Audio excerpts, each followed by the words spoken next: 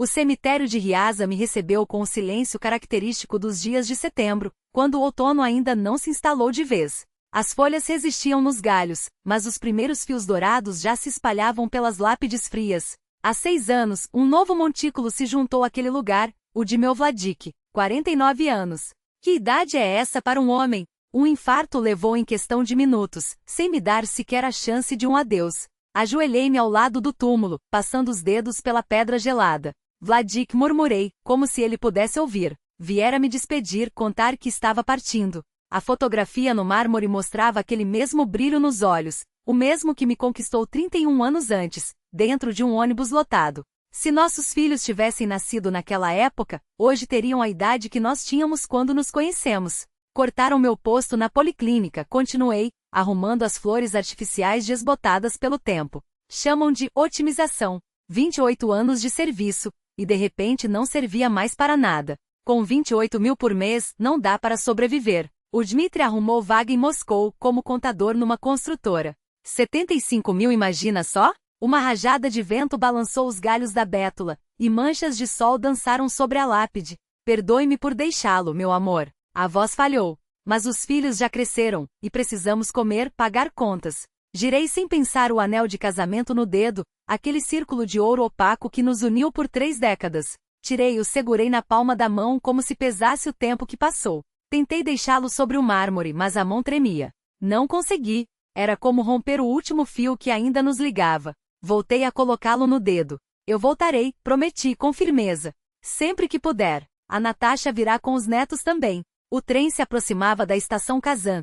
e eu ainda me perguntava se estava fazendo a coisa certa. Aos 53 anos, largar tudo para me mudar para uma cidade estranha não era pouco. Mas o que restava se em Riaza ninguém queria contratar uma contadora quase aposentada? Não se preocupe, mamãe, disse Dmitry, recebendo-me na plataforma. A empresa é sólida, trabalha com construção civil. Foi um colega do meu prédio que me avisou sobre a vaga. Olhei para ele e vi o rosto do pai na juventude, o mesmo queixo teimoso, a mesma segurança no olhar. Só os olhos eram meus castanhos, atentos. E onde vou morar? Perguntei, apertando a bolsa gasta contra o peito. Arrumei um quarto em Preobrazhenskoye. A dona é uma senhora, aluga um cômodo separado por 30 mil, sobrarão 45 para viver e ajudar a Natasha com as crianças. Em Riazan, depois de pagar o aluguel, me restavam 15. É melhor, se não pensar que terei de dividir a casa com uma desconhecida. Claudia Semyonovna me recebeu com uma mistura de desconfiança e gentileza. 72 anos, postura ereta, herança de 40 anos como enfermeira. Trabalhei a vida toda no hospital, contou, mostrando o quarto pequeno, mas arejado, com vista para um pátio tranquilo.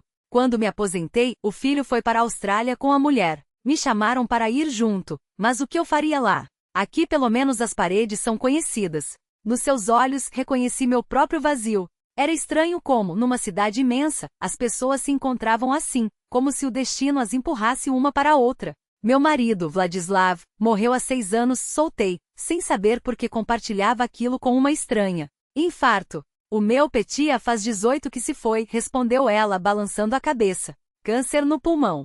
No começo, dói. Depois, a gente se acostuma. Quer um chá? Assim ganhei um teto e minha primeira conhecida em Moscou.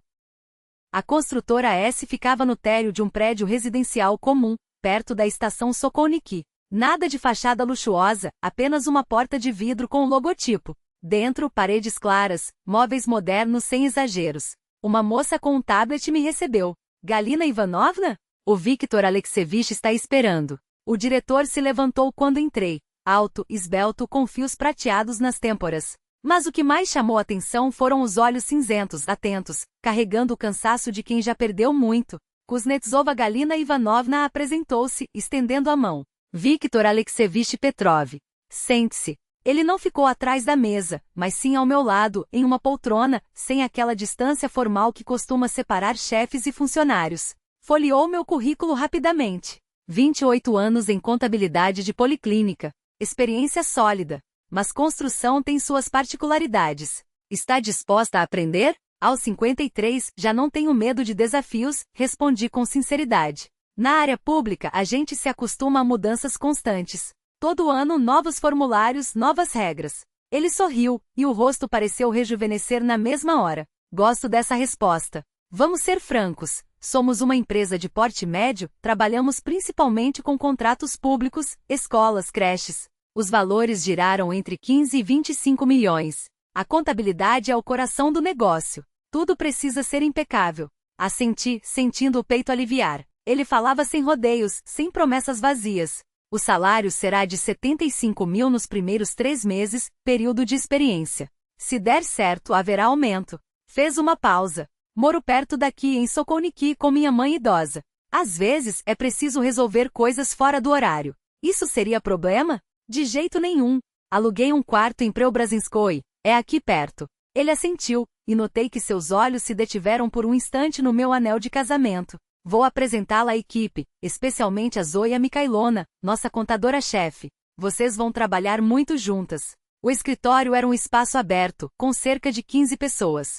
Viktor Alexievich me apresentou a cada uma, mas os nomes se misturavam na minha cabeça. Informações demais para o primeiro dia. E está é nossa mente financeira, disse, guiando-me até uma sala com a placa Zoya Mikhailovna Somova, contadora-chefe. A mulher atrás da mesa ergueu o olhar do computador. Alguns anos mais nova que eu, impecavelmente arrumada com unhas e cabelo perfeitos. Seus olhos revelaram um lampejo de apreensão, logo substituído por um sorriso profissional. Muito prazer, cumprimentou sem se levantar. Espero que sua experiência com relatórios médicos se adapte à construção. O tom era cortês, mas a dúvida transparecia. Senti a coluna enrijecer. Não era a primeira nem seria a última pessoa a subestimá-la. Contabilidade é contabilidade, respondi serena. Números não mentem, ao contrário das pessoas. Viktor Alexievich emitiu um riso curto, e Zoya Mikhailona estreitou levemente os olhos. Então vamos ver, disse ela, virando o monitor na minha direção. Começaremos pelo nosso sistema de controle. Hoje vou lhe mostrar como funciona a documentação de obras. Ao final do dia, minha cabeça latejava. O controle de custos na construção era diferente do que eu estava acostumada, mas a essência permanecia a mesma, débito e crédito não mudavam. Zoya Mikhailona era precisa, objetiva, explicando cada ponto sem divagações. Porém, notei como seu comportamento mudava quando Viktor Alexievich entrava na sala. A postura se endireitava, a voz ganhava um tom diferente. E acima de tudo, o modo como olhava quando achava que ninguém percebia, com a devoração de quem ama em silêncio há anos. Entendia sem esforço. O diretor irradiava uma calma força, uma segurança rara em qualquer idade. Deus, como me sinto fora de lugar aqui, pensei, saindo do prédio. O outono moscovita cheirava diferente do de Ryazan, a gasolina, asfalto úmido, perfumes caros de transeuntes apressados. O metrô me atordoava, assustava. Fiquei paralisada no topo da escada rolante, sem saber para onde ir. A multidão fluía ao meu redor, como um rio contornando uma pedra solitária. No mercadinho perto de casa, os preços me deixaram com o coração apertado. Um pacote de queijo cottage por 170 rublos, um pão por 80, tomates a 200 rublos o quilo. Em Ryazan, no mercado, custava metade. Kládia Semyonovna já dormia quando voltei. Sobre a mesa da cozinha havia um prato com almôndegas, cuidadosamente coberto por outro prato. Ao lado, um bilhete: esquente o jantar no micro-ondas. Acomodei-me no meu quarto e liguei para a filha. Mamãe, como estão as coisas? A voz de Natasha soava preocupada. Tudo bem, filha. O chefe é sério, mas justo. Alugo um quarto de uma mulher muito boa. As crianças sentem saudade, respondi, enquanto ao fundo ouvi a voz infantil do neto. Vovó, oi. Era Sasha, pedindo para falar. Contei histórias sobre a grande cidade, mas, no fundo, questionava se havia feito a escolha certa. Aos 53 anos, começar tudo de novo entre estranhos. Antes de dormir, tirei do pescoço a corrente com o crucifixo que Vladik me deu no dia do casamento. Beijei-o. O anel de casamento, esse não tirei. Parecia me proteger da solidão. Nada, murmurei, adormecendo na cama alheia, ao som da cidade estranha. Pelos filhos, aguentarei tudo. Em Ryazan, 28 mil rublos não dão para viver, mas aqui poderei ajudar Natasha. E o trabalho, quem sabe, me distrairá das lembranças de Vladik. Mas naquela noite, ele apareceu no sonho, jovem e sorridente como no dia do casamento. Não dizia nada, apenas olhava de longe, como se me despedisse para uma nova vida. O outubro moscovita revelou-se mais severo que o de Ryazan. O vento cortava como lâmina, as chuvas caíam com mais fúria, e o sol escondia-se atrás das nuvens, envergonhado de sua própria palidez. Mas eu já não notava o mau tempo. O trabalho havia me absorvido por completo. A contabilidade de obras, inicialmente um labirinto de termos estranhos, orçamentos, atos de execução, KS2, KS3, faturas, contratos de subempreitada, começou a fazer sentido. No início, a diferença entre um hospital e uma construção me assustava, lá microscópios e soros, aqui, escavadeiras e toneladas de cimento. Mas como eu mesma dissera no primeiro dia, a contabilidade é sempre contabilidade. Para uma novata, você se sai bem, comentou certa vez Nikolai Petrovich Orlov, vice-diretor, enquanto assinava documentos. Alto, com postura militar, falava baixo, mas cada palavra pesava como um número no balanço. 28 anos de prática, sorri para mim. Já faço as coisas no automático. Os contratos de fornecimento de gás exigiam atenção redobrada. Valores entre 15 e 25 milhões de rublos, astronomias para quem estava acostumada com o orçamento de uma policlínica, onde o maior projeto havia sido a reforma de uma ala de terapia por 3 milhões. Mas logo me vi decifrando relatórios de obras escolares nos arredores de Moscou e de creches em novos bairros. Os números ganhavam forma, atrás deles viam-se salas de aula, risadas de crianças, uma vida por nascer. Viktor Alexeyevich, notando meu progresso, passou a me procurar diretamente, pulando Zoya Mikhailovna. Galina Ivanovna, dê uma olhada neste cálculo, por favor, dizia, entrando em meu cubículo com uma pasta e sorria. Não era um sorriso protocolar, mas algo mais quente, como se guardasse uma alegria contida. Aqueles pequenos gestos, percebi depois, foram o estupim dos problemas. A história de Zoya, contada por Lyudmila Vasilievna, a secretária, durante o chá no intervalo do almoço, esclareceu tudo. Ela chegou aqui há 8 anos. Lyudmila baixou a voz, olhando para a porta. Uma garota, apesar do diploma. Marina Sergeyevna, esposa de Viktor Alexeyevich, ainda estava viva. Que mulher ela era! Suspirou. Fogo puro. Lindíssima e inteligente, alma da festa. Lyudmila fez uma pausa, sacudindo a cabeça. Zoya botou os olhos nele na mesma hora. Todos viam, mas ela se controlava, porque Marina aparecia muito no escritório. Quando Marina adoeceu, sua voz falhou. Câncer. 2 anos de sofrimento. Viktor Alexeyevich envelheceu 10 anos naquela época. E Zoya? Sempre presente a almoços caseiros, ajuda com documentos até tarde, remédios para a mãe dele. E ele? Perguntei, sentindo um nó no estômago. Mantém distância. Educado, mas firme. Não é bobo, ora. Lyudmila ergueu as sobrancelhas. Mas Zoya é teimosa. 3 anos esperando, fazendo planos. Até que você apareceu. Eu? Não entendi. Tenho 53 anos.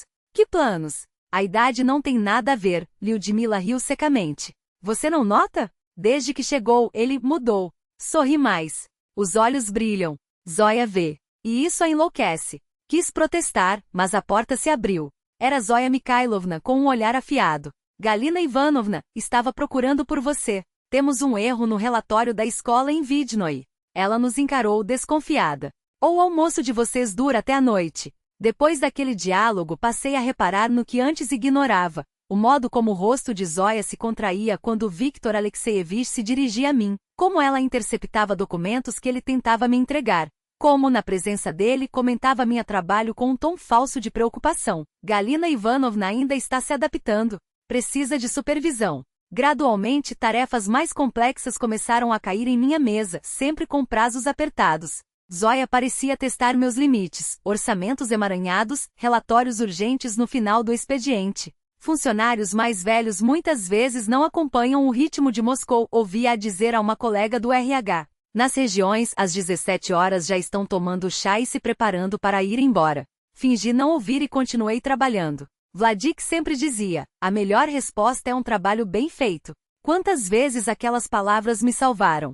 Mas a hostilidade de Zoya crescia a cada dia. O estupim foi o relatório para a Receita Federal. Naquele dia, eu preparava a prestação de contas trimestral de um contrato de 18 milhões, a construção de uma escola nos arredores. Zoya me passou todos os documentos, e eu os inseri meticulosamente no sistema. O relatório ficou pronto no prazo. Imprimi uma cópia para revisão e deixei em sua mesa. Na manhã seguinte, estourou a tempestade. Colegas, temos um problema sério, anunciou Zoya na reunião matinal com um ar teatral. O relatório fiscal entregue ontem contém erros graves. Uma discrepância de quase 300 mil rublos no ICMS. Viktor Alexeyevich franziu a testa. O que aconteceu?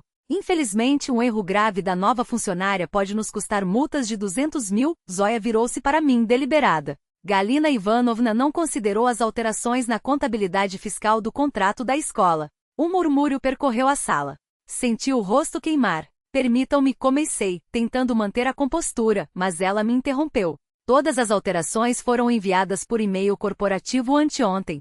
Talvez devêssemos rever nossa política de pessoal, continuou, implacável. A responsabilidade é grande demais para... Mostre o e-mail, cortou Viktor Alexeyevich, virando-se para Zoya com uma firmeza inesperada. Agora mesmo. Ela hesitou. Imediatamente insistiu ele. Vamos verificar quando esse e-mail foi enviado. O silêncio tomou conta da sala. Zoya abriu o notebook lentamente, os dedos tremendo enquanto digitava, as unhas batendo nervosas no... Os documentos necessários ainda hoje. Você começa amanhã mesmo. Saí do gabinete com as pernas levemente trêmulas, como se o chão sob meus sapatos de salto baixo tivesse se tornado instável. A proposta era boa demais para ser verdade, ou pelo menos, era o que minha cautela de província sussurrava. Mas os números não mentiam. 95.000 rublos. Com esse salário, eu poderia finalmente respirar sem contar cada copeque, alugar um apartamento decente em um bairro menos caótico, quem sabe até mandar um pouco para minha irmã em Ryazan, que sempre torceu por mim, mesmo quando eu mesma duvidava. No corredor, esbarrei em Lyudmila Vasilievna, que me olhou com um sorriso discreto, como se já soubesse de tudo. Não disse nada, apenas apertou meu braço com um gesto rápido e solidário antes de seguir adiante. Aquela mulher parecia ter um sexto sentido para as coisas do escritório. Quando voltei à minha mesinha, sim, ainda era uma mesinha, não um gabinete, encontrei sobre a mesa uma xícara de chá fumegante e um bilhete rabiscado à pressa. Parabéns. Não deixe eles te engolir. NP. Assinado por Nikolai Petrovich, com sua caligrafia angular de engenheiro. Sorri sem querer. Talvez Moscou não fosse só gelo e indiferença. Mas a tarde trouxe uma surpresa menos agradável. Ao abrir minha caixa de e-mail, deparei-me com uma mensagem de Zoya Mikhailovna, enviada para toda a equipe de contabilidade com cópia para recursos humanos. Assunto: reorganização de processos, urgente. No corpo do texto, uma lista detalhada de procedimentos revisados, que coincidentemente, coincidiam com as áreas que eu passaria a gerenciar. Era uma declaração de guerra disfarçada de burocracia. Cada vírgula, cada nota de rodapé, parecia calculada para me fazer tropeçar. Ela não vai desistir tão fácil, murmurei, enquanto salvava o arquivo em uma pasta chamada Provas que acabará de criar. O computador emitiu um bip. Uma notificação do sistema. Acesso negado ao arquivo, relatório trimestral, versão final. Permissão revogada por ZM Kovaliova. Respirei fundo. Era apenas o primeiro round. Às 18 horas, quando a maioria dos funcionários já havia ido embora, bateu à minha porta uma funcionária do RH com um envelope pardo. Galina Ivanovna? Assine aqui, por favor. Dentro, um contrato de confidencialidade adicional e uma chave magnética nova. O senhor Viktor Alexeyevich pediu para entregarmos pessoalmente. Seu novo acesso inclui a sala de arquivos dos contratos governamentais. A partir de amanhã, você terá permissão para entrar a qualquer hora. Segurei a chave entre os dedos, sentindo o peso do metal. Não era só um pedaço de plástico e fio de cobre. Era uma trincheira cavada no meio do campo minado que meu novo cargo se tornará. Em casa, o quarto alugado com papel de parede descascando e o cheiro permanente de repolho cozido do apartamento vizinho, liguei para Vladik. Ou melhor, tentei ligar. O número já não existia há 2 anos, mas o hábito de discar aqueles dígitos ainda me acompanhava nas noites de incerteza. Você consegue, Galia, disse a mim mesma, olhando pelo único pedaço de janela que não estava embaçado pela umidade. Lá fora, as luzes de Moscou piscavam como estrelas artificiais frias e distantes. Eles subestimaram uma coisa: você já enterrou um homem. Um cargo novo não vai te assustar. Na manhã seguinte, cheguei ao escritório com uma pasta nova de couro sintético, comprada na véspera em uma loja 24 horas, e um plano. O primeiro item: marcar uma reunião com o departamento de TI para restaurar meus acessos. O segundo: enviar um e-mail educado, porém firme para Zoya solicitando uma reunião para alinhar processos. E o terceiro, o mais importante: não demonstrar nenhum piscar de dúvida. Quando passei pela recepção, a moça do balcão, uma estagiária de rosto redondo que sempre me cumprimentava com um aceno tímido, me olhou com olhos arregalados. Galina Ivanovna, seu nome está na placa da sala 307. Apontei para o corredor. Aquela lá, perto da copa. Virei-me lentamente. Na porta de madeira escura, onde antes só havia um número, agora brilhava uma plaquinha prateada. Galina Ivanovna S. Contratos governamentais. Não era um gabinete de canto com vista para o Kremlin, mas era meu. Parece que as coisas estão mudando, comentei, mais para mim mesma do que para a estagiária. Ela sentiu, ainda boquiaberta. Eu também, mas desta vez não por medo. Aditamento ao contrato, murmurou ele, lançando um olhar rápido ao relógio de pulso. Já passava do meio-dia. Que tal fazer companhia no almoço? Podemos aproveitar para conversar sobre suas novas atribuições. No gabinete do diretor, junto à janela, havia uma mesinha onde Viktor Alexeyevich costuma almoçar quando não sai do escritório. Dessa vez, porém, o espaço ganhará um toque doméstico. Uma chaleira elétrica borbulhava. Saquinhos de chá estavam espalhados ao lado de um prato com biscoitos e sanduíches embrulhados em filme plástico, como se alguém os tivesse preparado com cuidado. Foi você quem fez? Perguntei, aceitando a xícara de chá perfumado que ele me oferecia. Tive que me virar, deu de ombros. A empregada vem só 3 vezes por semana. Nos outros dias, minha mãe e eu nos arranjamos sozinhos. Ele hesitou, mexendo o açúcar com a colher. Ou melhor, nos arranjávamos. Agora, na maior parte do tempo, fico eu. E sua mãe? Indaguei, lembrando-me das palavras de Lyudmila sobre Zoya ter se oferecido para ajudar com os cuidados dela. Raíza Stepanovna teve um AVC há 1 ano e meio, respondeu, com a voz firme, mas os dedos apertando levemente a xícara. Leve, sem sequelas graves, mas, suspirou. Ela tem 79 anos. Não dá para deixá-la sozinha. Às vezes preciso sair mais cedo do trabalho se algo urgente acontece. Meu filho, Andrei, mora em São Petersburgo e vem 1 vez por mês. Falava sem queixa, apenas constatando. Assim vamos levando. Involuntariamente, lembrei-me de como Vladik e eu cuidávamos da mãe dele nos últimos anos de vida dela.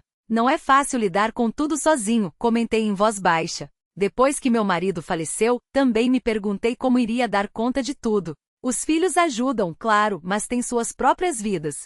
O dezembro moscovita daquele ano foi de um frio cortante, com neve fofa caindo em flocos generosos, como nos invernos da minha infância, nada daqueles natais mornos de Ryazan em que saíamos de casa quase em casacos de outono.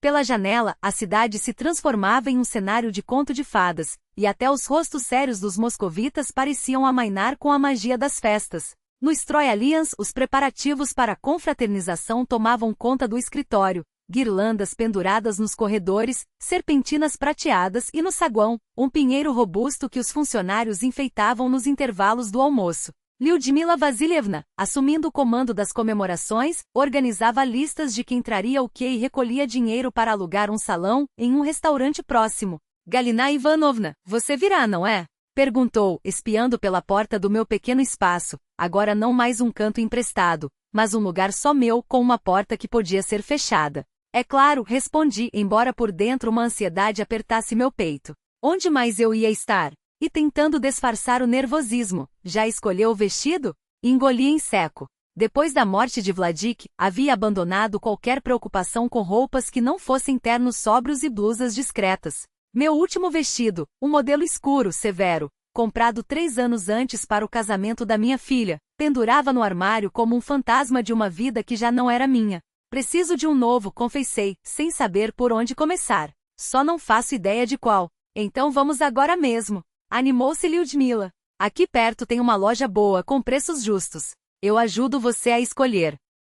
E assim, na pausa para o almoço, nos vimos no meio de um shopping center, entre vitrines reluzentes e manequins vestidos para a noite. Lyudmila, com o olho clínico de uma estilista nata, rejeitava cada uma das minhas tentativas de me esconder em mais um vestido azul marinho, sem forma. Você precisa de algo que realce seus olhos, dizia, folheando os cabides. Um verde esmeralda ou um bordô. E que marque a cintura. Você tem uma silhueta ótima, Galina Ivanovna. Olhei-me no espelho com desconfiança. Aos 53 anos, depois de 2 filhos, meu corpo ainda guardava traços da juventude, apenas os quadris um pouco mais largos, as curvas mais suaves. Mas quem iria reparar nisso? Pensei. Quem iria achar bonito? Experimente este. Lyudmila estendeu-me um vestido esmeralda, com decote em V e mangas 3/4. E sem discussão. Na cabine, tirei o terno cinza que havia se tornado minha segunda pele e vesti o tecido macio, que se moldou ao meu corpo como uma segunda pele, acentuando a cintura sem apertar, escondendo o que eu queria esconder e revelando o que eu havia esquecido que existia. O decote não era vulgar, mas feminino, uma feminilidade que eu havia enterrado junto com Vladik. Você sempre foi linda, sussurrei para meu reflexo, repetindo as palavras que ele tanto me dizia. Será que aos 53 anos ainda posso agradar? Quando saí, Lyudmila levou as mãos ao rosto. Deslumbrante. Não tem discussão, é este. Olhei para a etiqueta, 8.000 rublos. Antes, essa quantia teria parecido um luxo proibido. Mas agora, com o novo salário, pela primeira vez em anos, permiti-me um pensamento ousado. Por que não? Tenho o direito de me mimar. O restaurante escolhido para a confraternização era aconchegante, com luzes amenas e decoração natalina. A mesa transbordava de petiscos, o champanhe espumava nos cálices, e dos alto-falantes ecoavam os sucessos nostálgicos dos anos 80. Cheguei entre as últimas, com o coração batendo como de uma adolescente. Ao entrar no salão, senti alguns olhares surpresos dos colegas. Não reconheceram na mulher elegante a contadora discreta de Ryazan. Galina Ivanovna, você está deslumbrante. Nikolai Petrovich beijou-me a mão com galanteria. Permita que a acompanhe até a mesa. Zoya Mikhailovna estava à cabeceira, ao lado do lugar vazio do diretor. Ao me ver, congelou por um instante, depois pressionou os lábios e virou o rosto com um gesto deliberado. Desde aquela conversa no gabinete de Viktor Alexeyevich, ela mantinha uma frieza protocolar, passando documentos apenas pela secretária e evitando qualquer contato direto. Eis nosso diretor, anunciou Lyudmila, e todos se viraram para a porta. Viktor Alexeyevich entrou com sua postura ereta e o terno impecável, como sempre. Cumprimentou a todos, brindou aos sucessos da empresa, fez gracejos sobre as bonificações, até que seus olhos pousaram em mim. E então vi, suas pupilas se dilataram. Galina Ivanovna aproximou-se. Você está magnífica esta noite. Algo dentro de mim estremeceu diante daquele olhar, atento, admirado, nada daquele desdém reservado a mulheres da idade de Balzac. Era o olhar de um homem que via uma mulher, que gostava do que via. A noite ganhou ritmo. Depois dos brindes oficiais e da entrega de presentes simbólicos, a festa ficou informal. A música subiu de volume, e os mais animados foram ocupando a pista improvisada. Eu ficava à mesa, observando o movimento e tomando pequenos goles de champanhe, quando Viktor Alexeyevich apareceu à minha frente. Permita-me este dance. Meu coração deu um salto, como se despencasse em um poço. Há muito não danço, gaguejei. Eu também não, sorriu, estendendo a mão. Vamos arriscar juntos. Era uma valsa lenta, ao som de Million Alec Ross, uma canção da minha juventude. Ele pousou a mão com delicadeza em minha cintura, e começamos a nos mover no ritmo da música. Seu perfume, sofisticado e masculino, não tinha nada a ver com o de Vladik, e estranhamente isso me tranquilizou. Você dança muito bem, disse ele. Está mentindo sem pestanejar, ri. 2 pés esquerdos, e você sabe disso. Mas a alma dança, seus olhos não deixavam os meus, e aquele olhar me roubava o fôlego. Pela visão periférica vi Zoya nos fitando com uma expressão que misturava dor e fúria. Aquele lugar deveria ser meu, escutei seu sussurro venenoso quando passamos perto. Ela já estava visivelmente alterada pelo álcool, e uma colega tentava acalmá-la. Mas Viktor Alexeyevich parecia não notar nada ao redor. Ele me guiava na dança, e aos poucos a rigidez inicial se dissolveu, dando lugar a uma sensação há muito esquecida. A alegria da proximidade de um homem, do calor de sua mão, daquilo que só a música e o movimento compartilhado podem despertar. O toque de suas mãos, o calor que delas emanava, tudo isso me fazia esquecer, por instantes, o peso dos anos e das perdas. Quando a música terminou, Viktor não se afastou. Sentou-se ao meu lado, como se aquele lugar lhe pertencesse por direito. Conversamos sobre trabalho, sobre as férias que nunca tirávamos, sobre os filhos que já não eram crianças, mas ainda nos faziam sorrir com suas travessuras. Rimos das piadas do apresentador, batemos palmas para os colegas que se arriscavam em números amadores no palco. Em certo momento percebi olhares oblíquos de alguns funcionários, aqueles que julgaram, sem pestanejar, que eu havia enfeitiçado o chefe. Mas Lyudmila, atenta como sempre, levantou seu copo na minha direção com um piscar de olho cúmplice, como se dissesse, deixe-os falarem. O corporativo chegava ao fim quando Viktor se ofereceu para me levar para casa. Seu bairro fica no meu caminho, não há motivo para chamar um táxi, argumentou com naturalidade. No carro, reinou um silêncio cúmplice, como se ambos temêssemos quebrar com palavras a fragilidade daquele momento. As luzes de Moscou tremeluziam além dos vidros embaçados, o neve rangia debaixo dos pneus, e uma música suave preenchia o espaço entre nós. Foi só quando parou em frente ao meu prédio que ele finalmente falou. Galina Ivanovna, sua voz era baixa, quase um sussurro. Com você sinto-me vivo. Confessou que após a morte de Marina, jurara a si mesmo nunca mais se abrir para ninguém. Pensei que estava fechado para sempre. Mas com você, é diferente. É leve. Aquelas palavras que qualquer mulher sonharia em ouvir, deveriam ter me enchido de alegria. Em vez disso, o medo gelado me paralisou, como se dedos invisíveis apertassem minha garganta. Viktor Alexeyevich, tenho medo, admiti, a voz trêmula. E se eu me permitir amar de novo? E perder outra vez? Não sobreviveria a uma segunda despedida. Ele segurou minha mão com uma delicadeza que quase doía, como se temesse que eu fosse desaparecer ali mesmo, entre seus dedos. A vida não dá garantias, disse, olhando-me nos olhos. Mas vale a pena viver, mesmo com medo de perder? Ficamos horas naquela conversa, desvendando medos antigos, esperanças adormecidas, um futuro que, contra todas as expectativas, começava a se desenhar diante de nós como uma promessa tímida. Quando finalmente saí do carro, o relógio marcava bem depois da meia-noite. O ar gelado queimava os pulmões, mas dentro de mim ardia algo novo, uma mistura de leveza e vertigem, como se eu tivesse dado o primeiro passo em um caminho desconhecido, e pela primeira vez em anos não estivesse sozinha nele. A mãe do Viktor Alexeyevich quer conhecê-la, anunciou Ludmila uma semana depois com um sorriso malicioso. Convidou para um chá no domingo. Você? Engasguei com o café. Eu?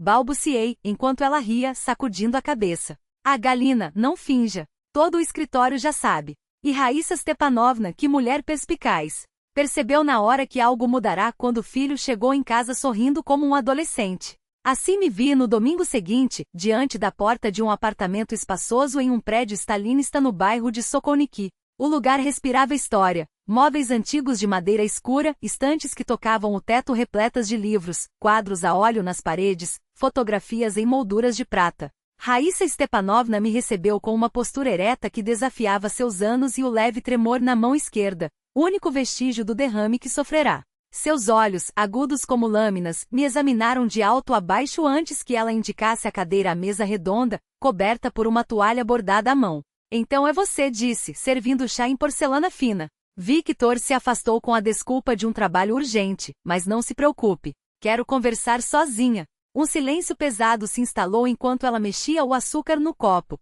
observando-me com uma expressão indecifrável. Finalmente suspirou. Meu filho, ultimamente está diferente.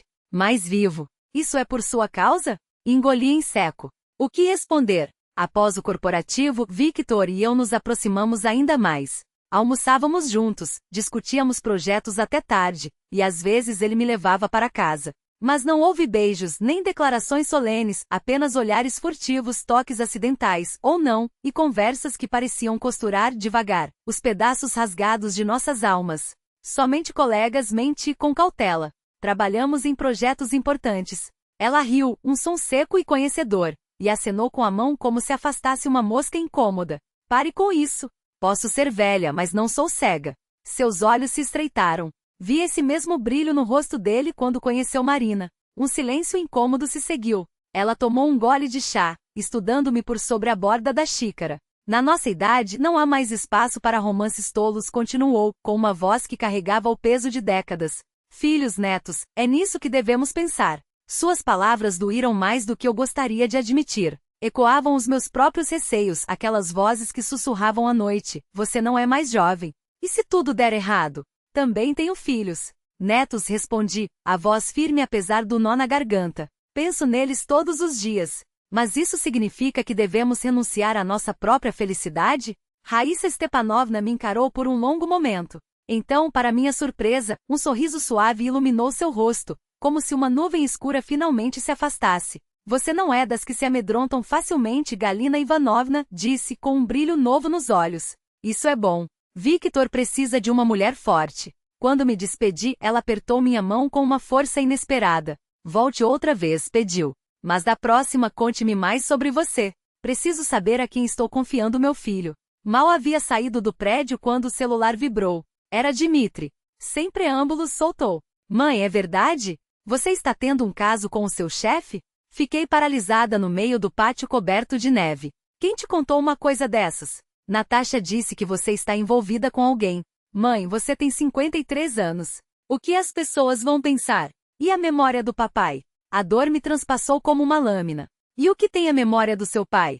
Minha voz saíra mais aguda do que pretendia. Há 6 anos guardo fidelidade a um homem morto. 6 anos dormindo sozinha, acordando sozinha, sem deixar ninguém se aproximar. Isso não foi suficiente? O silêncio na linha foi tão denso que quase consegui ouvir o coração do meu filho batendo do outro lado. Desculpe, mãe, murmurou ele finalmente.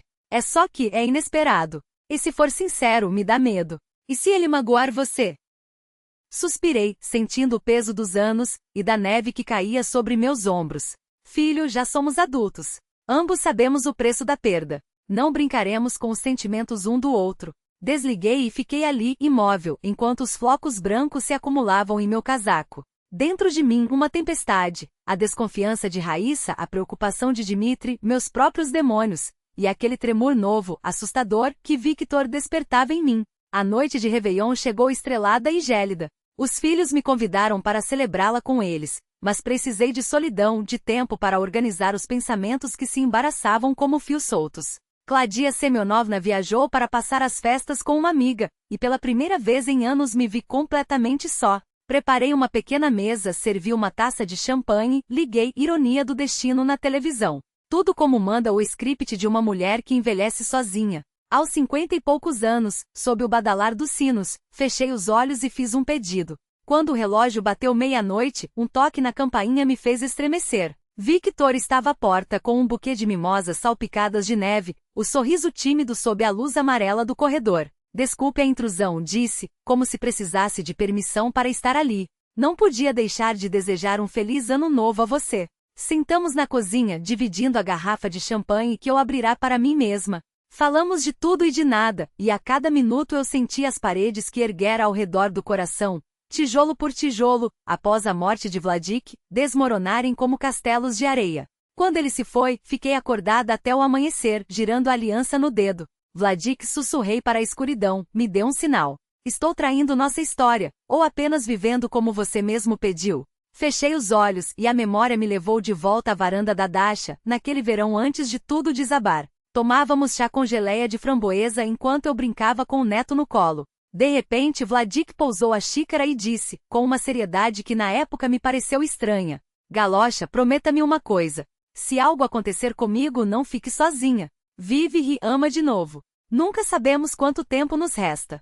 Na época, ri e afastei suas palavras como um pressentimento bobo. Agora, elas ecoavam como um testamento. Ao raiar do dia, tirei a aliança e a guardei na caixa de joias, entre os colares que não usava mais. Perdoe-me, amor, pensei. Mas você mesmo pediu. Não sabia que naquele mesmo instante, Zoya Mikhailovna digitava furiosa em seu computador, endereçando uma carta anônima a um dos maiores clientes da Stroy Alliance. O diretor perdeu completamente o juízo por causa de uma funcionária. Os negócios estão sendo negligenciados.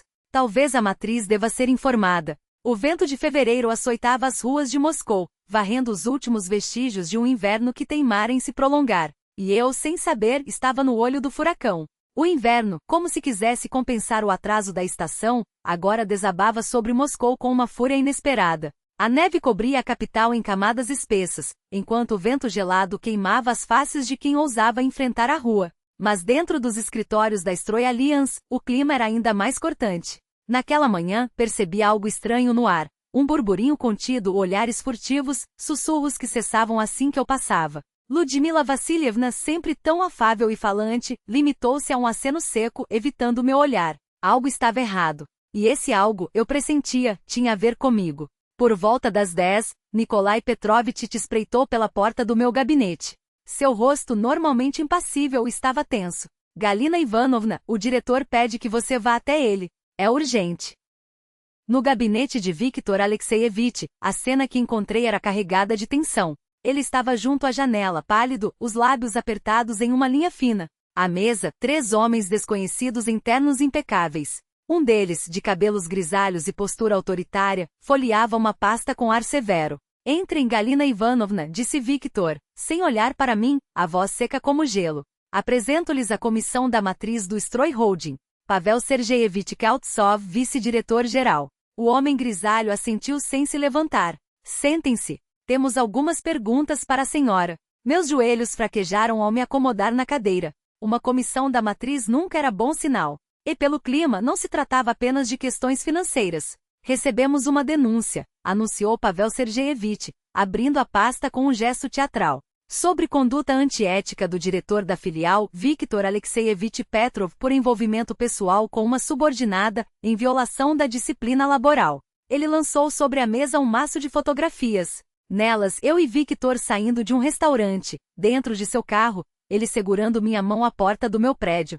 As imagens, tiradas à distância, eram nítidas o suficiente para não deixar dúvidas. A denúncia inclui provas de um relacionamento informal entre o diretor da filial e a contadora Kuznetsova G, e continuou, impassível. Contratada em setembro do ano passado e promovida com aumento significativo após apenas 2 meses. Sentiu o rosto queimar. Viktor finalmente se virou, e em seus olhos li uma mistura agonizante de dor, culpa e uma fúria contida. Galina Ivanovna, prosseguiu Pavel Sergeyevich sem piedade. Há quanto tempo a senhora mantém relações íntimas com Viktor Alexeyevich Petrov? Não mantemos relações íntimas, respondi firme, embora as mãos tremessem levemente. É verdade que nos aproximamos recentemente, mas apenas com base em respeito mútuo e interesses profissionais. Uma sobrancelha arqueada cética foi sua resposta. E essas fotos? Assim se segura a mão de uma colega com quem se tem apenas relações de trabalho? Somente adultos e livres, retorqui, endireitando as costas. O que acontece fora do expediente não diz respeito à empresa. Diz sim, se afeta o trabalho, cortou ele, frio. Sua relação com o diretor influencia suas funções? Recebe privilégios imerecidos? Basta, Pavel, Viktor não aguentou. Galina Ivanovna é uma profissional com 30 anos de experiência. Sua promoção foi justa, baseada em mérito, após ela expor fraudes do funcionário anterior. Concedido, admitiu Pavel Sergeyevich, mas em nossa empresa há políticas claras sobre romances no trabalho. Não são proibidos, mas devem ser declarados formalmente, e um dos envolvidos deve ser transferido para evitar conflito de interesses. O interrogatório durou quase 1 hora. Cada pergunta era como uma lâmina, dissecando não só minhas ações, mas minhas intenções, meus sentimentos. Quantas vezes nos víamos fora do trabalho? Quem havia dado o primeiro passo? O coletivo sabia? Por que eu havia tirado a aliança? Respondi com dignidade, mas por dentro me sentia esfolada, exposta, reduzida a um caso de conduta inadequada. Quando finalmente me pediram para sair, Ludmila me interceptou no corredor, o rosto pálido. Galina Ivanovna foi a zóia, sussurrou, olhando para os lados.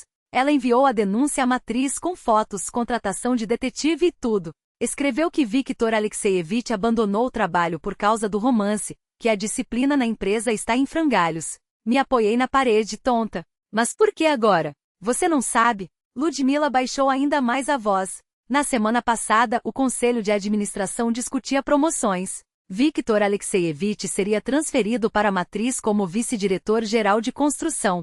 Um salto enorme. A Zóia deve ter descoberto e resolveu agir. As peças se encaixaram. Viktor estava à beira de uma ascensão que mudaria sua carreira, e agora, por minha causa, tudo desmoronava. Aos 53 anos eu estava arruinando a vida de um homem que em poucos meses havia se tornado mais importante do que eu poderia imaginar. Os membros da comissão saíram do gabinete com um aceno curto. Viktor apareceu em seguida, o rosto marcado pela exaustão, uma rugas profunda entre as sobrancelhas. Entrem, Galina Ivanovna, disse formal, mas seus olhos traíam uma dor profunda. Assim que fechou a porta, sua máscara caiu. Com um golpe seco no tampo da mesa, explodiu.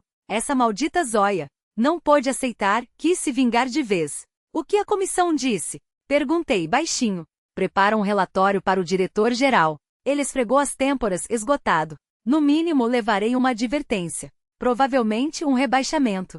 Quanto à transferência, suspirou amargo. Esqueça. Não há mais chance. Afundou na cadeira, a voz quebrada.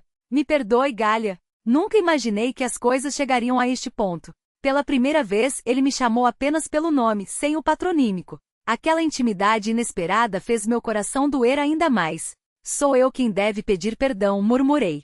Por sua causa, sua carreira está em ruínas. Que se dane a carreira. Ele se levantou de repente, aproximando-se. Só comecei a viver de novo ao seu lado. E agora? Tudo isso vai acabar? Estávamos tão próximos que eu sentia o calor de seu corpo. Quando seus dedos roçaram minha face, não resisti, encostei o rosto em sua palma. Quantas noites eu havia sonhado com aquele gesto. Mas agora ele tinha gosto de derrota. Em casa não consegui me acalmar. Andava de um lado para outro, revivendo cada palavra, cada olhar. Se eu ficasse, Victor perderia não só a promoção, mas talvez até seu cargo atual. E eu teria que enfrentar olhares enviesados cochichos, o desprezo velado daqueles que já me viam como a provinciana que enfeitiçou o chefe. Antes do amanhecer, a decisão amadureceu. Escrevi um pedido de demissão, dobrei-o com cuidado em um envelope e fui para o escritório mais cedo que o habitual. Victor já estava lá, claramente sem dormir. Ao ver o envelope em minhas mãos, franziu a testa. O que é isso? Minha demissão. Coloquei-o sobre a mesa. Victor Alexeyevich, peço perdão. Não quero destruir sua carreira. Ele empalideceu, pegou o envelope, mas não o abriu. Galina, o que está fazendo? Sua voz falhou. Sem você, minha carreira não faz sentido. Você tem sua mãe, seu filho, responsabilidades. Tentei falar com firmeza, embora por dentro tudo se despedaçasse. Eu vou dar um jeito. Voltarei para Ryazan, arrumarei outro emprego. Afinal, vivi 30 anos sem salários moscovitas. Vou sobreviver. Não faça isso. Ele mudou para o TY, aquele simples você íntimo que apertou meu coração como um nó. Vamos pensar em alguma coisa. Falarei com a matriz, explicarei tudo. Não balancei a cabeça. Chega de me humilhar diante dessas pessoas. Minha decisão está tomada. Ao sair da sala do diretor, esbarrei nos olhares perplexos dos colegas. No escritório, notícias voavam mais rápido que o vento. Galina Ivanovna, é verdade? Lyudmila me interceptou no corredor. Você está pedindo demissão mesmo? Afirmei com um aceno. Assim será melhor para todos. Até o almoço, o escritório fervilhava como uma colmeia perturbada. Enquanto eu organizava minhas coisas, entregava pendências e preenchia papéis no RH, o descontentamento se espalhava. Isso não é justo. Nikolai Petrovich bateu com determinação à minha porta. A equipe é contra sua saída. Aprecio o apoio, Nikolai Petrovich, mas a decisão está tomada. Escrevemos uma carta coletiva para a matriz, estendeu-me uma folha com 15 assinaturas. Galina Ivanovna, a melhor contadora em anos de empresa. Exigimos o fim da perseguição a uma funcionária valiosa. Li os nomes com emoção. Lyudmila, o próprio Nikolai Petrovich, até o silencioso administrador de sistemas, Alexei. Todos, menos Zoya Mikhailovna, é claro. E então, uma hora depois, o inesperado. Nikolai Petrovich irrompeu em meu escritório com o rosto iluminado. Galina Ivanovna, encontrei algo interessante na contabilidade. Nos últimos 6 meses, Zoya Mikhailovna inflou 3 vezes suas despesas de viagem e emitiu 2 bonificações não autorizadas pela direção. Mostrou-me os documentos. As fraudes saltavam aos olhos, contabilidade dupla, relatórios falsos, valores superfaturados. Enviei cópias para a matriz, anunciou. Vamos ver o que a comissão dirá. Os acontecimentos se precipitaram. A comissão ficou mais um dia em Moscou analisando as novas provas. Na manhã seguinte, uma reunião emergencial foi convocada na sala de conferências. Em face das novas circunstâncias, anunciou Pavel Sergeyevich com tom oficial, decidiu-se transferir a contadora-chefe Samova ZM para a filial de Podolsk, no cargo de contadora adjunta. Um murmúrio de aprovação percorreu a sala. O rebaixamento de Zoya parecia uma vingança justa, mas Pavel Sergeyevich não parou por aí. Ao diretor da filial Petrov V.A., aplica-se uma advertência severa por violação de hierarquia e ocultação de relação pessoal com subordinada. A questão de sua transferência para a matriz é adiada por tempo indeterminado. Victor permaneceu impassível, mas vi como os nós dos dedos de suas mãos crispadas branquearam. A contadora Kuznetsova GI oferece-se a retirada do pedido de demissão e a continuidade de suas funções, mantidas todas as condições contratuais. Todos os olhares se voltaram para mim. Fiquei atordoada. A justiça tinha triunfado. Mas a que custo? Victor levou uma advertência.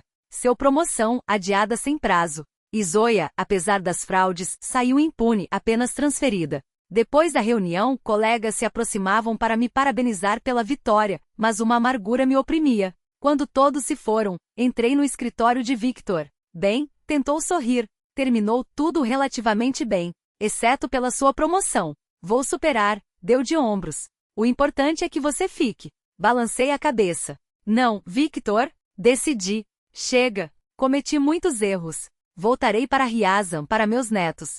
É o certo a fazer. Ele me olhou longo tempo, como se tentasse decifrar se eu falava sério. Depois perguntou baixinho, e nós? Não sei, respondi com honestidade. Talvez precisemos de tempo. Para pensar, pesar tudo, decidir se estamos dispostos a pagar esse preço por nossos sentimentos. Ele apenas assentiu em silêncio. Saí do escritório com o coração pesado, mas a determinação firme. Às vezes, é preciso recuar para entender se vale a pena voltar. Aos 53 anos, já não se mergulha de cabeça. A gente conhece bem o preço dos erros. A primavera em Ryazan chega diferente da de Moscou. Na capital, ela irrompe barulhenta com córregos correndo pelo asfalto e agitação festiva. Aqui na cidade natal, ela avança devagar, como se experimentasse um vestido novo. Primeiro, as tímidas clareiras na neve, depois, os botões hesitantemente brotando nas árvores, e por fim, o florir das macieiras que faz a cabeça girar. Voltei para Ryazan no início de março, justamente quando o inverno se despedia. O apartamento me recebeu com ar frio e cheiro de mofo. Era estranho estar de volta depois de 6 meses de ausência. Tudo tão familiar e ao mesmo tempo como se não me pertencesse mais. Ou seria eu que tinha mudado tanto que até as paredes não me reconheciam? Consegui trabalho rápido. A escola número 42, a mesma onde minha filha Natasha lecionava, precisava de uma contadora. 35.000 rublos. Não eram os 95.000 de Moscou, é claro, mas a vida aqui era mais barata. Daria para começar, e depois a gente veria. Mãe, como você está? Natasha aparecia quase todos os dias. Que tal ficar conosco até se organizar? Obrigada, filha, mas preciso ficar sozinha um tempo, respondia, enquanto arrumava minhas coisas nos armários. Precisava me readaptar. Não lhe contei o principal, que todas as noites o coração batia mais forte à espera de um telefonema. E ele sempre ligava na mesma hora, como se temesse perder aqueles minutos preciosos. Galitka, como foi seu dia? A voz de Victor soava quente, mas com um fio de ansiedade. Você almoçou hoje? Falávamos de trivialidades, o tempo, o trabalho, meus netos, a mãe dele. Esquivávamo-nos dos assuntos espinhosos, nem o escândalo em Moscou nem nossos sentimentos eram mencionados. Mas a cada dia sua voz ganhava mais firmeza. Galina, estou vendendo minha parte no negócio, anunciou no início de abril. Mudo-me para Ryazan. Victor, não destrua sua vida por minha causa, supliquei. Lá você tem tudo, trabalho, casa, sua mãe. Sem você nada disso faz sentido, respondeu, simples. E aquela simplicidade me roubou o fôlego. Mãe, o que está acontecendo com você? Natasha entrou em um domingo quando, distraída, deixei o bule ferver. Anda tão ausente ultimamente. Fingia organizar saquinhos de chá, sem coragem de desabar minhas angústias sobre a filha. O que dizer? Que uma mulher de 53 anos suspirava por um homem como uma adolescente. É por causa dele, não é? Perguntou baixo. Por causa do seu diretor de Moscou. Assenti, incapaz de proferir uma palavra. Mãe, Natasha sentou-se ao meu lado e segurou minha mão. Pensei muito. Você tinha razão. Amar em qualquer idade é uma felicidade. E se ele é importante para você, por que não? Convide o tio Vitya para nos visitar. Que venha, nos conhecemos. E seu pai? Ainda não conseguia levantar os olhos. Não acha que estou traindo a memória dele? Papai nunca quis que você fosse infeliz, abraçou-me. Ele mesmo me disse uma vez, se algo acontecer com ele, não deixaria você virar uma viúva eterna. As palavras eram dele, exatas. Lágrimas quentes brotaram, purificadoras. Descobri que Vladik tinha falado aquilo não só comigo. O telefone tocou num domingo de manhã, enquanto preparava panquecas para os netos que viriam com Natasha. Número desconhecido, de cidade. Alô? Sequei as mãos no pano. Uma voz rouca, mas... Uma visita a Ryazan. Apesar da idade e das queixas constantes sobre as dores nas articulações, ela insistiu em conhecer nossa nova casa e até ajudou a preparar o pelmeni para o jantar. Enquanto amassava a massa com mãos trêmulas, murmurou. Nunca imaginei que acabaria gostando de você, Galina. Mas o Victor fez uma pausa como se pesasse as palavras. Ele é outro desde que você voltou para a vida dele. Até come direito agora. Sorri, lembrando daquela ligação inesperada meses atrás, quando sua voz autoritária cortou o silêncio da minha cozinha. Seu filho está definhando sem você. Quem diria que a mesma mulher que me tratara com tanto desprezo um dia admitiria, mesmo que a contragosto, que eu fazia bem ao filho dela. O outono pintava as ruas de Ryazan com tons de cobre e âmbar. Às vezes, quando saía da escola, parava para observar as crianças correndo pelo parque rindo e pensava, e se eu tivesse deixado o medo vencer? Se tivesse me trancado naqueles 4 cantos, repetindo como um mantra que já era tarde demais. Vladik sempre dizia que a vida não dá segundas chances, mas ele estava errado. Ou talvez, em sua sabedoria silenciosa, soubesse que eu precisaria descobrir isso sozinha. Mamãe, você está ouvindo? A voz de Natasha me trouxe de volta. Ela segurou meu braço enquanto cruzávamos a rua, os netos correndo à frente. Eu disse que o tio Vitya ligou. Ele está no aeroporto. O voo atrasou, mas chega hoje à noite. Ah, sim. Ajustei a bolsa no ombro. Ele avisa sempre quando há atrasos.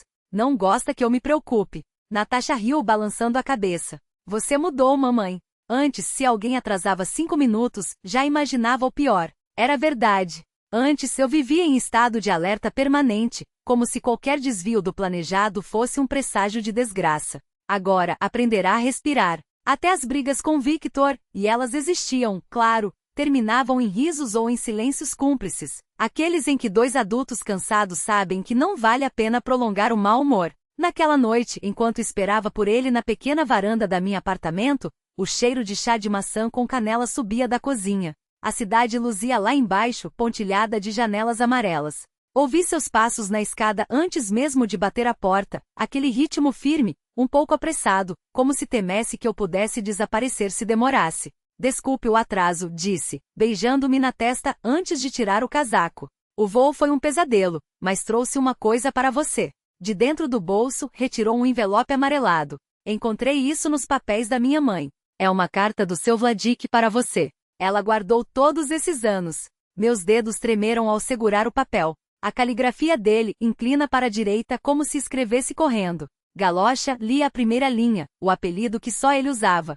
Se você está lendo isso, significa que eu não estive lá para te dizer pessoalmente, vive. Não apenas existe, não apenas sobrevive. Vive de verdade. Até quando achar que não dá mais, vive um pouco mais. Victor observava-me em silêncio, os olhos úmidos. Ele sabia, murmurei. Sempre soube que eu precisaria desse empurrão. E você deu. Victor sentou-se ao meu lado, puxando-me para perto. Para você mesma. Para mim. Para todos nós. A carta escorregou para o chão, esquecida. O que importava estava ali, no calor do seu corpo contra o meu, no som da chuva começando a bater nas vidraças, no conhecimento de que, contra todas as probabilidades, havíamos encontrado um caminho. Não era perfeito. Não era fácil. Mas era nosso. E pela primeira vez em muito tempo, isso bastava. Alguns dias depois, Victor me levou para conhecer Ryazan, sua cidade, sua vida. Ela se estendia diante de mim, vasta e serena, com seus horizontes abertos e seu ritmo tranquilo. Ludmila observava enquanto eu absorvia tudo aquilo, os campos, as ruas, o modo como as pessoas se cumprimentavam com um aceno de cabeça ou um sorriso tímido. Depois de muito tempo em silêncio, ela soltou uma frase que me tocou como poucas coisas na vida. Agora entendo por que meu filho escolheu você. Aqui há vida de verdade. Essas palavras ecoaram dentro de mim. Não eram um elogio vazio, mas um reconhecimento de que, apesar de tudo, eu havia encontrado um lugar onde as coisas faziam sentido. Onde as cicatrizes do passado não precisavam ser escondidas, mas podiam simplesmente existir, lado a lado com as novas possibilidades. Às vezes notícias de Zoya ainda chegavam até nós. Ela continuava no filial de Podolsk, teimosa, sem nunca ter aceitado a derrota. Ludmila mencionou certa vez que Zoya deixava comentários ácidos nas redes sociais, aqueles pequenos venenos que só quem carrega amargura sabe lançar. Mas já não nos importávamos. A raiva havia se dissolvido, restando apenas uma tristeza leve, quase impessoal, como quando se vê uma árvore seca no meio de um campo fértil e pensa, que pena. Tanta beleza, tanto potencial gasto em sombra. Claro que nada era perfeito. Victor e eu ainda tropeçávamos um no outro, literalmente e figuradamente.